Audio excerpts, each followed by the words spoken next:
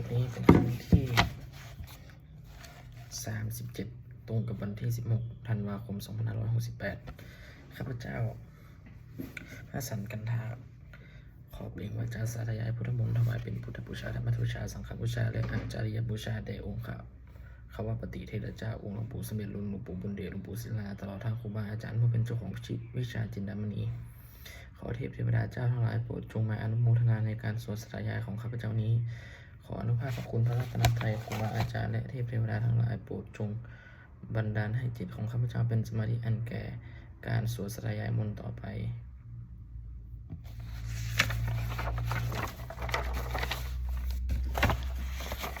บทสวดมนต์เทวดา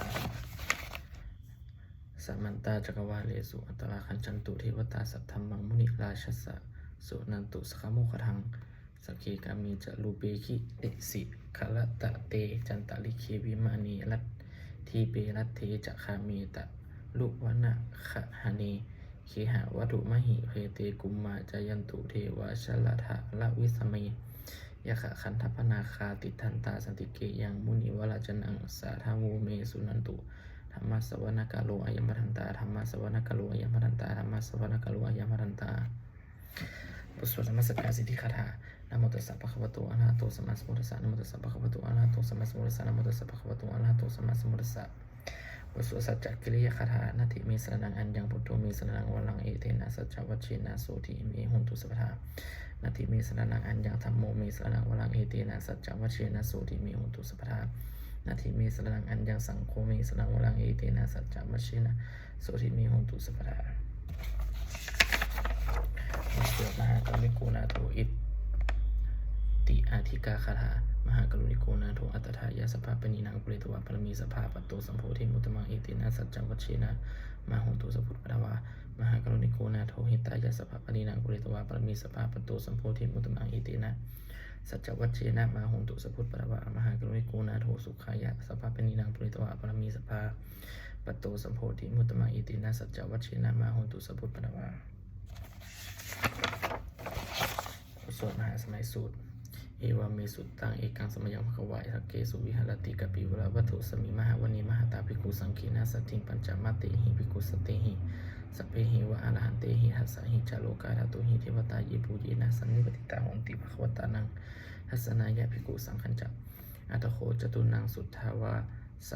กายิการนังเทวานังเอตถาโหสีอายังโคภควาสเกสุวิหารติกปิละวัตถุสมิมหาวณีมหาตาภิกขุสังคีนาสัตถิปัญจมาเตหิภิกขุสเตหิสเปหิวะอรหันเตหิทัสสหิจโลกาธาตุหิเทวตาเยปูเยนะสันนิปติตาหนติภควันตาทัสนายะภิกขุสังขัญจะยันนูนะมะยัมปิเยนะภควาเตนุปัสสังคเมยามะอุปสังคมิตวาภควะโตสันติกิปาเจกคาถาปุภาเสยมติอาตโขตาเทวตาสยถาปินามลานามะภารวาปุริโสสมชิวตังวาภาหังปัสเสเลยะปัสสลิตังวาภาหังสมิเชยะเอวะเมวะสุทธาวาสีสุเทเวสุอันตานาหิตาภควโตปุระโตปะละปะตุระหังสุอัตโขตาเทวตาภควตังอภิวาเทตวาเอกะมันตังอัทังสุเอกะมันตังทิตาโคเอกะเทวตาภควโตสันติเกอิมังคาทังอภาสีมหาสมะโยปาวะนัสมิเทวกายาสัมมาคตาอาคามัตตัมมะหะอิมังธรรมะสมะยังทักขิตาเยวะอัปราชิตสังขันติอัตโคอัปราธิปตาภควโตสติกีอิมังคาทังอบาสีตัตตะละภิกขโวสามะทังหาสุจิตตังอัตโนอุชุกามะกสุสาลิธิวานิตานิคะอิตวะอินทลิยานิละคันติพันธตุติอัตโคอัปราธิปตาภควโตสติกีอิมังคาทังอบาสีเชตวาคีลังเชตวาปะลิขังสังอินทะคีลังโอหัจจามะเมชาเตจลันติสุทาวิมลาจักสุมาตาสะสุทันตาสุสูนาคติอัตโขอปาราเทวตาภควโตสติเกอิมังคาทังอภาสีเยเกจิบุตทังสรนังคตาเสนะเตขมิสันติอปายะภูมิงปะหยะมานุสสังเทหังเทวกายังปริสปูเลสันติติอัตโขภควาภิกขุอมันเตสีเยโพเยนะภิกขเวทัสสะสุโลกาธาตุสุเทวตาสันนิปติตาหุนติตถาคตังทัสนัยยะภิกขุสังฆัญจะเยปิเตภิกขเวอาหิสุงอติตา มัทธานะอะระหันโตสัมมาสัมพุทธาเตสัมปีภคะวันตังเอตปรมะเยวะเทวตาสันนิปติตาเหสุสยถาปิมยหังเอตละหิเยปิเตภิกขเวภวิสันติอนาคตะมัทธานังอะระหันโตสัมมาสัมพุทธาเตสัมปีภคะวันตังอานังเอตปรมะเยวะเทวตาสันนิปติตาภวิสันติสยถาปิมยหังเอตละหินาจิกิสมิภิกขเวเทวายการยานังนามานิกิตยิสิกสามิกภิกขเวเทวกายานังนามนิเอสิกสมิกภิกขเวเทวกายานังนามนิตังสุนาถาสาธุกังมณะสิกะโลทะภาสิสมิติเอวะพันเตติโคเตภิกขุภควโตปัจจสุสุภควาเอตถาวจะสิโลกะมนุษย์กัสสามิยัตถะคุมมาตทัสสิตาเยสิตาคิริขพลังปะหายตัตตาสัมมาหิตาปุถุสีหาวะลสิลีนาโลมะหังสาภิสัมพุโนโอทาตามานะสาวะสุทธาวิปัสสนะมานาวิลาภิกโยปัจจสติปตวาวะนิกปิละวัตเวตาโตอมตยิสัทธาสาวกีสัสนีละเตเทวกายะอภิกันตาเตวิชานาถาภิกขโวเตจาอาตปะมะกะลงสุตวะพุทธสัสนังเทสัมปะตุละหุญานังอะมะนุสานัทสนังอเปเกสตะมัตตคุงสหัสสังอัฏฐสัตตลินสัตตาเอเกสหัสสานังอะมนุสานะมัทธสุงอเปเกนันตะธรรมะคะคุงทิสาสภาหุหาอหุงตัจจะสพังอภิยัญญาวะวะกิตวะนัจจสุมาตตัวอมันตยิสัทธาสาวเกสนิละเตเทวกายะอภิกันธาเตวิชานาถาภิกขโวเยโวหากิตเยสมิขีลาหิอนุปุปโสสัตตะสหัสสะวะยะคากุมปากาปิละวัฏวะอิริมันโตชุติมันโตมะนังโตยสสิโนมุนมะนายภิกขโวภิกขุนาสัมมติมะนังชะสะหัสสะเหมะวะตายะขานานะตวันโนอิริมันโตชุติมันโตมะนังโตยสสิโนมุนมะนายภิกขโวภิกขุนาสัมมติมะนังสาตาคิลาติสหัสสะยะขานานะตวันโนอิริมันโตชุติมันโตมะนังโตยสสิโนมุนมะนายภิกขโวภิกขุนาสัมมติมะนังอิเจติโสหะสะสหัสสะยะขานานะตวันโนอิริมันโตชุติมันโตมะนังโตยสสิโนมุนมะนายภิกขโวภิกขุนาสัมมติมะนังเวสมิตาปัญจสตายะขานานาตวันอิโนอิทิมันตุชุติมันตุวันตังวันนะวันตุยสสิโนโมรามานาอิภิกขโมภิกขุนาสัมติวนังกุมพิโลคาชะราชาคาหิโกเวปุรัสสะนิเวสนังพิโยนังสัตตสหัสสังยะขานังปยิลุปัสสติกุมพิโลราชาคาหิโกโสปะคาสมิติวนังปุริมัจจะที่สังราชาหัตตะละโทภาษาสติขันธปานังอธิปติมหาราชายาสสิโสปุตตสิปุตตาปิตัสสะมหาโพอินทรมนมหาภลาอิมัตุชุติมันโตนัมโตยสสิโนมุนมานายภิกขโมภิกขุนาสัมติวนังทักขินัจจะที่สังราชาวิเลโหปัปปัสสาสติกุมพันธานาอธิปติมหาราชายาสสิโสปุตตปิตัสสะมหาโพอินทรมนมหาภลาอิมัตุชุติมันโตนัมโตยสสิโนมุนมานายภิกขโมภิกขุนาสัมติวนังปัจฉิมัจจะที่สังราชาวิโลปโคปัสสาสตินาคานังอธิปติมหาราชายาสสิโสปุตตปิตัสสะมหาโพอินทรมนมหาภลาอิมัตุชุติมันโตนัมโตยสสิโนโมธรรมานาภิกขโมภิกขุนาสัมติวนังอุตตรัญจะที่สังราชาโกเวโลตัปปัสสสติยะขานังอธิปติมหาราชายาสสิโสปุตตปิตัสสะปะหาโวอินทรมนมหาภลาอิมัตุชุติมันโตนัมโตยสสิโนโมธรรมานาภิกขโมภิกขุนาสัมติวนังปุริมะที่สังหรัตโททักกินินะวิลุหโกปชิมินะวิลุปโคกุเวโลอุตตรังที่สังจัตตโลเตมหาราชาสมันตาจตุโลทิสาทัตถะละมานาทังสุวันนี้กปิละวัฏเวทายสังมายาวิโนสาธาทาสาอาคูวันจะนิกาสถามายาโกเตนทุวิเตนทุวิภูจะวิภูโตสหจันทโนกามิสิโตจะกินโนขันโทนิขันโทจะปะนาโทโอปมัตโยจะเทวสูโตจะมาตะลิจิตตเสโนจะขันทัพโพนะโหราชาชโนสิโกอาคูปันจะสิโกเจวะติมพลูสุริยวัชสาเอติจันเยจราชาโนขันทัพพาสหราชุพิโมทะมานะอภิกโมภิกขุนังสมติวนังอาถาคูนาภาสานาคาเวสาลาสหัตชกากัมภลัสสัตตาลาอาคูกปายะคาสหัตายติพิยามุนาทะตลัทธาจะอาคูนาคายะสสิโนเอละวันโนมหานาโคโสปะคสมิติวนังเยนาคาราเชสหัสสหารันติทิพาทิชาปคีวิรุวิสุทธจักคูเวหะยะสาเตวานามัชปตตาอิติตละสุปนาอิติเตสนามาภยันอะพยันตถานาคราชานามาสีสุปันนโตขีมะมะกสิพุโทสันนะหิหาหิวาจาหิอุปาหะหยันตานาคาสุปันนาสารนามกังสุพุทธังชิตาวาชิละหัตเถนะสุสมุทังอสุราสิตาภาตะโลวาสาวะวัสติเสติภาตะโลวาสาวะเสติอภิที่มันโตยัสสิโนกาลกัญจามหาพิสมาอสุราธานาเวคสาเวเบ เวปะจิตติสุจิติจัปปะหาลาโทนะมุจิสหะสตัจจะภลิปูตานังสัพเพเวโลจะนามักกาสันในหิตวาพลิงเสนังลาหุพันธะมุปะขมุงสมโยธานิพันธันติภิกขุนังสมิติวนังอาโหจะเทวาปฐวีจะเตโชวาโยตถาคมุงวะลุณาวลุณาเทวาโสโมจะยะสะสายะสะสาสหเมตตากรุณากายิกาอาคูเทวายะสสิโนทัสสิเตทัสสะกายาสเพนะนัตตมณิโนอิติมตุชุติมโตนันโตยะสสิโนโมธรรมนาภิกขมุงวิโกนังสัมติวนังเวียนถุจะเทวาสหลีจะอัสสมาจะ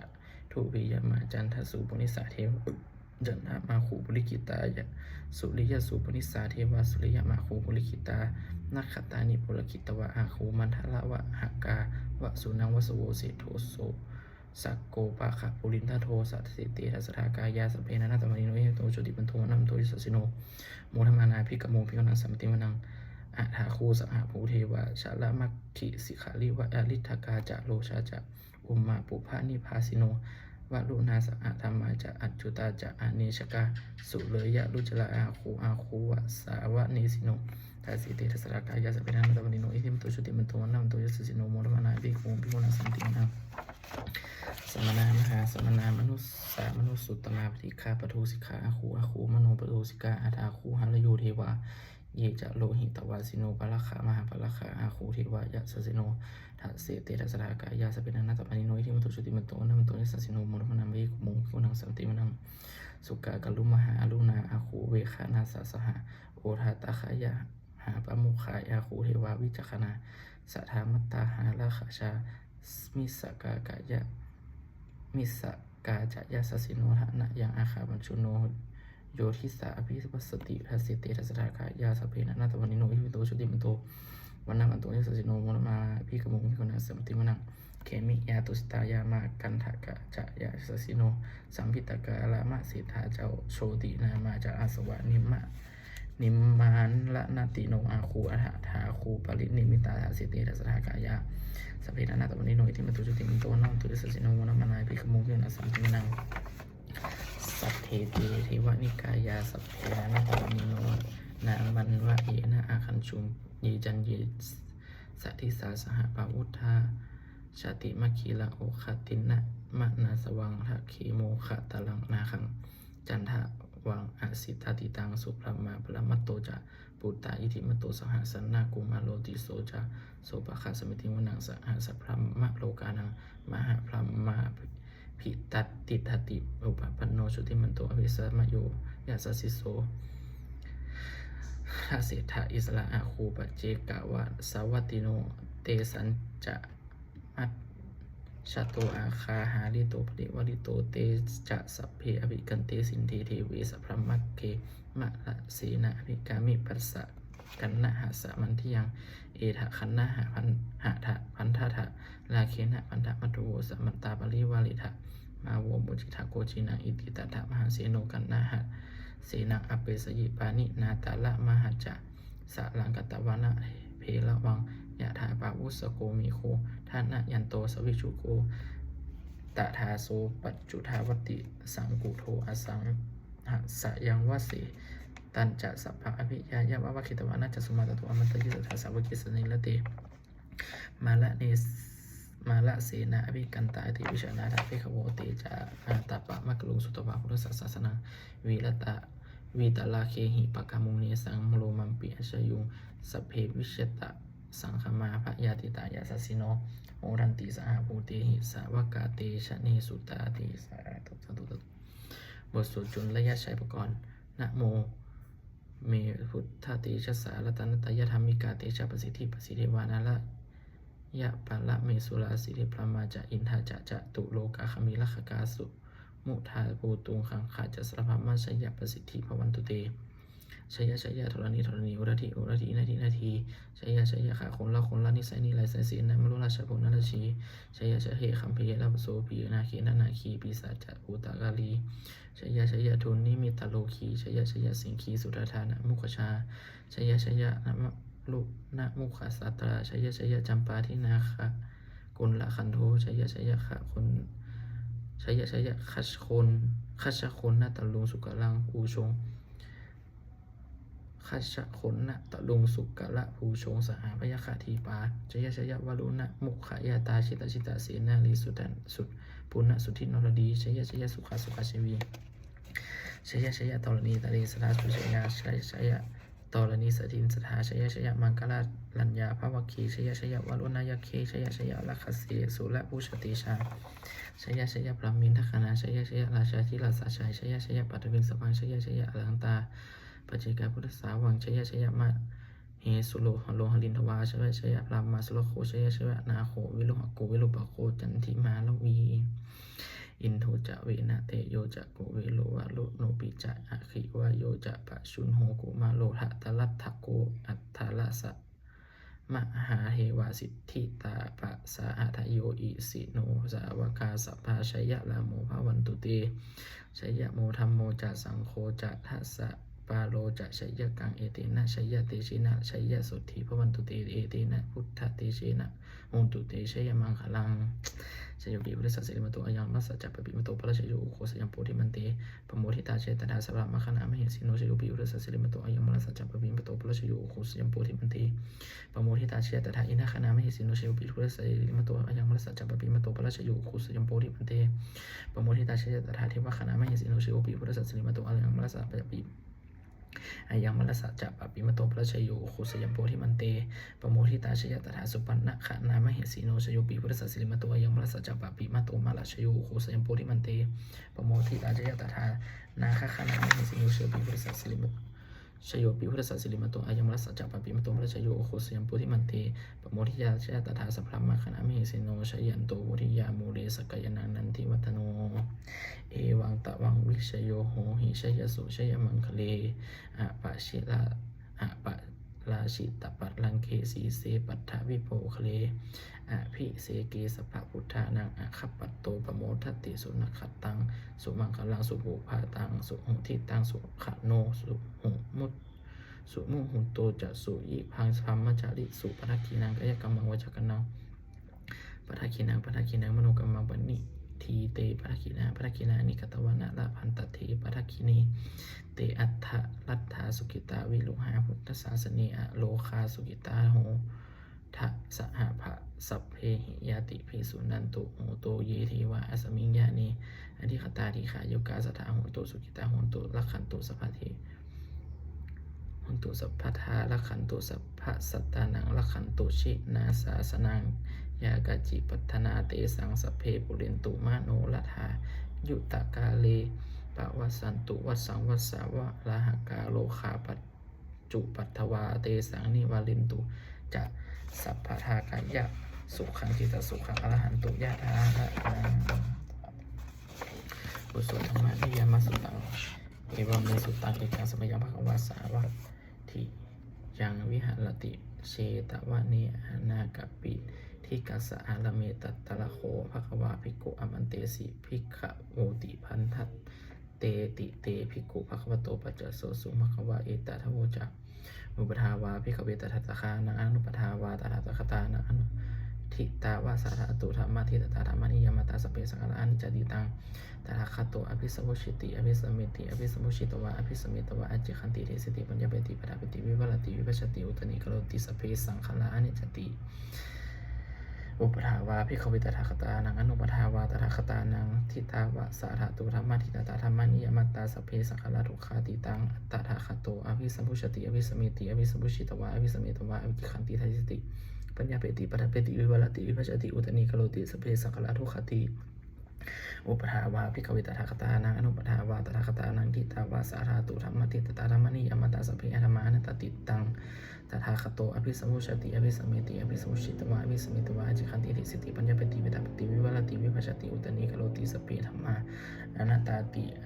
อิทะโมอิทะมะโอจะภควาอัตตนะอัตตมะนาเตภิกขุภควโตภาสีตาภินันติสาธุสาธุบทสวดพัทเทกลัตตะคาถาแปลอติตังนานะวะคัมเมยะนัปปะทิกังคีอนาคตังบุคคลไม่ควรตามคิดถึงสิ่งที่ล่วงไปแล้วด้วยความอาลัยและไม่พึงพะวงถึงสิ่งที่ยังมาไม่ถึงยะทะติตัมปะหินันตังอปตตจจะอนาคตังสิ่งที่เป็นอดีตก็รับไปแล้วสิ่งที่เป็นอนาคตก็ยังไม่มา ปัจจุปันโนจะโยธรรมะตถาตถาวิปัสสติอสังหิลังอสังคุปังตังวิทาพนุมนุพลุหเยผู้ใดเห็นธรรมมันเกิดขึ้นเฉพาะหน้าในที่นั้นอย่างแจ่มแจ้งไม่ง่ายคอนแค้นเขาควรพกพูนในการเช่นนั้นไว้อัจเชวะกิจจะมาตปังโกชยามละนังสุเวความเพียรเป็นกิจที่ต้องทำวันนี้ใครจะรู้ความตายแม้พรุ่งนี้นะหิโนสังขลันเตนะมหาเสนีนะมัจจุนาเพราะการปัดเพียรต่อมัจจุราชซึ่งมีเสนามากย่อมไม่มีสำหรับเราเอวังวิหาริมัตตปิงอโหรัตนะตันทิตังเวพัทเทกัลลโตติสันโตอาจิขัดเทมุนีผู้สงบย่อมกล่าวเรียกว่าดิบุตรของเพียรด้วยเช่นนั้นไม่เขียนขานาหัวหนักขึ้นว่าผู้เป็นอยู่แม้เพียงลาติเดียวก็ชื่นชมบทสวดธรรมะสังเวชปัจจาเวขณะแปลสเปสังขารนิจจาสังขารทั้งร่างกายจิตใจและรูปธรรมนามธรรมทั้งหมดทั้งสิ้นมันไม่เที่ยงเกิดขึ้นแล้วดับไปมีแล้วหายไปสเปสังขาราทุกขาสังขารคือร่างกายจิตใจและรูปธรรมนามธรรมทั้งหมดทั้งสิ้นมันเป็นทุกข์และยากเพราะเกิดขึ้นแล้วแก่เจ็บตายไปสเปธัมมาอนัตตาสิ่งทั้งหลายทั้งปวงทั้งที่เป็นสังขารและไม่ใช่สังขารทั้งหมดทั้งสิ้นไม่ใช่ตัวไม่ใช่ตนไม่ควรรู้ว่าเราว่าของเราว่าตัวว่าตนของเราถูกของชีวิตตังชีวิตเป็นของไม่ยั่งยืนถูกหวังละนางความตายเป็นของไม่ยั่งยืนความตายเป็นของยั่งยืนวัสสังมายามลิตพังอันเราจะพึงตายเป็นแท้มะละนะปริโยสานาเมชีวิตตังชีวิตของเราเป็นความตายที่ทุกสุดรอบชีวิตตังเมอนิยตังชีวิตของเราเป็นของไม่เที่ยงมรณะเมอนิยตังความตายของเราเป็นของเที่ยงวัตตะวันนี้จะสังเวชอายังกายโยอาจิรังร่างกายนี้ไม่ได้ตั้งอยู่นานอเปตาวิญญาโนครั้นปัสจากวิญญาณชนโทอันเขาทิ้งเสียแล้วอาทิเสสติจากน้องรับพลังซึ่งแผ่นดินกับดินพลังอยู่ว่าประดุดดังหันมาได้อันฟื้นนี่ละทางหาประโยชน์ไม่ได้อันนี้จาวัตสังขาราสังขารทั้งหลายไม่เที่ยงเนาะอุปาทาวะยะธรรมิโนมีความก่อนอื่นแล้วมีความเสื่อมเป็นธรรมดาอุปชิตวานิรุยันติกันเกิดขึ้นแล้วย่อมดับไปเตสังโวปัสสโมสุโคความเข้าไปสงบระงับสังขารทั้งหลายเป็นสุขอย่างยิ่งสัพเพสตามลันติจะสันตารางปองกำลังตายอยู่มลิสุมัจจะมลิสเลที่ตายแล้วกำลังจะตายตัดเทวะหามลิสมิเราก็จะตายอย่างนั้นเหมือนกันนัตถิมีเอตัสสังสโยความสงสัยในความตายนี้ย่อมไม่มีแก่เราเลยบทสวดเมตตาอย่างพิจิกยังพิจิกกุศลังกัมมังสัพเพหิหะเตหิขตังกูยังโนวนุโมทันตุสุนันตุโหโตยีเทวาสมิงญาณิอธิคตาทีขายุกาสัทธาโหนตุสุกิตาโหนตุทุกขาปมุจจันตุมาตาปิตาสุกิตาโหนตุทุกขาปมุจจันตุสัพเพยติกาสุกิตาโหนตุทุกขาปมุจจันตุสัพเพอายติกาสุกิตาโหนตุทุกขาปมุจจันตุสัพเพปิสาสัพเพยคาสัพเพปิตาสุกิตาโหนตุทุกขาปมุจจันตุสัพเพอาจาริยุปัจจายะสุกิตาโหนตุทุกขาปมุจจันตุสัพเพนัคตาสุกิตาโหนตุทุกขาปมุจจันตุสัพเพเทวาสุกิตาโหนตุทุกขาปมุจจันตุสัพเพสามิตินังสามิชันตุโมบทสวดลูชาทวดนะโมพุทธิสัตวะคันติมายะอิติภะวะนะโมพุทธิสัตวะคันติมายะอิติภะวะนะโมพุทธิสัตวะคันติมายะอิติภะวะสาธุปัตตะนะปฏิทานคาถายาเทวตาสันติวิหารวาสินีทูเปคะเลภูทิคะเลตหิงตาธรรมธานีนะภวันตุปุชิตาโสทิงกัลโลนเตทะวิหารมัททะเลทีลาจะมัชชานาวกาจะพิกขโบสาลามิกาธานะปฏิอุปสากาคามาจะเทสานิคามาจะอิสลาสัปปานะภูตาสุกิตาภาวันตุเตชะลาพุชาเยปิจะอันทะสัมภวาสังเสทะเชตาอัฏฐโวปัตตาอัฏฐโวปปาติกานิยานิกาธรรมวลังปะจิจจะเตสัพเพปิทุกขัสสะกาโลนตุสังขยังธาตุจิลังสตังธรรมโมธรรมทาราจะปุคลาสังโฆโหตุสมะโควะอัฏฐายะจะหิตายะจะหัมเหลคตุสันธรรมโมสัพเพปิธรรมจาริโนวุธิสัมปะปุเนยามะธรรมะอริยปะเวทิเตปัสสนาโหตุสัพเพปิปานิโนพุทธศาสเนสัมมาทาลังปะเวชันโตกาเลเทโมปวัสสันตุวุฒิภาวายะสตานังสัตมิทังเนตุเมธนิงมาตาปิตาอัตละชังนิจังละคันติปุตตะกังเอวะธรรมเมนะราชาโนปะชังละคันตุสัพพาเทวตาโอโยชนะคาถาประสงค์เทวดาทุกขปัตตาจนิทุกขานิพยปัตตาจนิพยาโสกปัตตาจนิโสกาโหตุสัพเพปิปานิโนเอตะวะทาจะอัมเหหิสัมภะตังปุยะสัมปทาสัพเพเทวานุโมทันตุสัพเพสัมปติสิทธิยาทานังทัตตุสัทธยะ สีลังละคตุสัพพทาภาวะนาภิรตาโหตุคันจันตุเทวตาคตาสาธุสุมังคลังคาถาโหตุสัพพังสุมังคลังละคันตุสัพพเทวตาสัพพพุทธานุภาเวนะสุติโหตุนิรันตรังโหตุสัพพังสุมังคลังละคันตุสัพพเทวตาสัพพธรรมานะพุทธาเวภะสุติโหตุนิรันตรังโหตุสัพพังสุมังคลังละคันตุสัพพเทวตาสัพพสังฆานุภาเวนะสุติโหตุนิรันตรังสาธุสัพเพพุทธาภรปตาปัจจิกานันจะยังพลังงานตันจติชนะละคันปนมิสัพโสสัพเพพุทธาภรปตาปัจจิกานันจะยังพลังงานตันจติชนะละคันปนมิสัพโสสัพเพพุทธาภรปตาปัจจิกานันจะยังพลังงานตันจติชนะละคันปนมิสัพโสสัพเพพุทธาภรปตาปัจจิกานันจะยังพลังงานตันจติชนะละคันปนมิสัพโสสัพเพพุทธาภรปตาปัจจิกานันจะยังพลังงานตันจติชนะละคันปนมิสัพโสสัพเพพุทธาภรปตาปัจจิกานันจะยังพลังงานตันจติชนะละคันปนมิสัพโส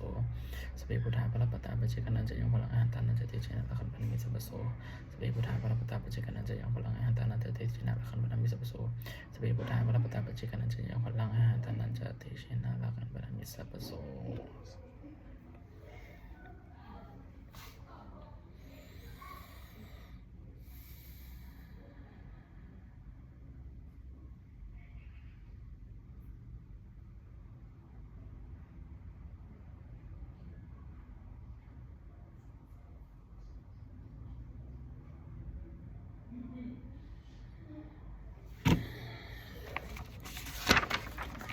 โดยอำนาจแห่งบุญกุศลนี้ข้าพเจ้าได้สวดสัตยาพุทธมนต์นี้ข้าพเจ้าขอน้อมข้าวอุทิศถวายเป็นพระราชกุศลแด่สมเด็จพระนางเจ้าสิริกิติ์และบรมราชินีนาถพระบรมราชชนนีพันปีหลวงโพธิเสด็จทรงอาลัยและอวยพรให้ทหารทั้งหลายรับปกป้องประเทศไทยตอนนี้ขออานิสงส์แห่งบุญกุศลนี้จงเป็นสัพสิริมงคลแก่ข้าพเจ้าและครอบครัวข้าพเจ้าให้แคล้วคลาดปลอดภัยจากโรคโศกโรคภัยอันตรายทั้งปวงให้มีรายได้มั่นคงเป็นสมาเชี่ยวชาญคำว่าไม่มีอดอยากยากจนขออย่าได้มีแก่ข้าพเจ้าและครอบครัวข้าพเจ้าขอให้ข้าพเจ้ามีสมาธิจิตตั้งมั่นในพระคำสอนของแห่งองค์พระสมเด็จแห่งองค์สมเด็จสมมาสัมพุทธเจ้าดำรงอยู่ในความดีงามตลอดกาลนานอีกทั้งขอเทวาทั้งหลายเทพเทวดาทั้งหลายได้อนุโมทนาสาธุในบุญกุศลนี้ผู้ประสิทธิ์ประสาทพรน้อมส่งผลอนันตภาพแห่งมงคลไปสู่วัตถุวามิตาเจ้าเศรษฐีทั้งฝ่ายไทยฝ่ายลาวรวมถึงวัตถุมงคลนี้ปวงที่สำสิ่งของเดชการสร้างขึ้นให้เปี่ยมด้วยพุทธานุภาพเทวานุภาพและฤทธานุภาพศักดิ์สิทธิ์อำนวยผลให้เป็นสิริมงคลแก่ผู้ปกครองและผู้บูชาทุกท่านเถิดและบุญกุศลในข้าพเจ้าในส่วนสัญญาบุญนั้นนี้ข้าพเจ้าขอรู้ที่ให้แก่เจ้ากรรมนายเวรของข้าพเจ้าได้ไม่ดีและไม่ตั้งมีก็ดี